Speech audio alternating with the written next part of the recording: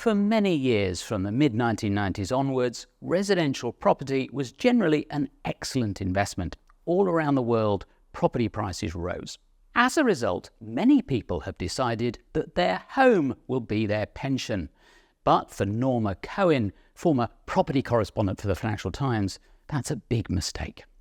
People who say things like, "My house is my pension fund," are really placing themselves in a very, very precarious position. It may be that you can sell your house and buy something to live in, which is smaller and less expensive, and be able to take some cash to live on. But a house is not an income. Remember as well that when the time comes to downsize and to free up capital to fund your retirement, you might not want to leave your family home. It's a common problem.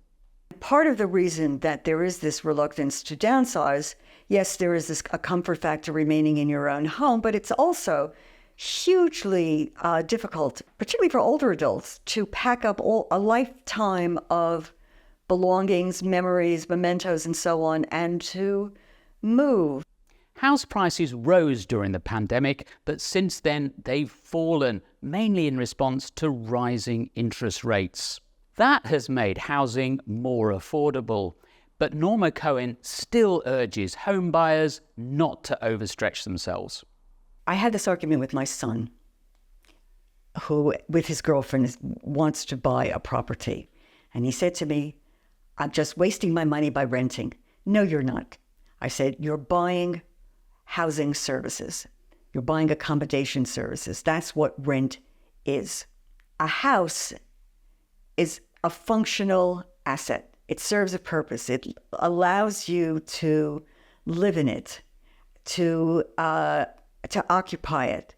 It's not the same thing as providing you with an income. It only becomes your pension fund if you could sell it, crystallize all the gains that you've made in capital value over the years, and use those gains to live on in old age. In only the narrowest sense is your house your pension fund." Buying or renting is, of course, a very personal decision.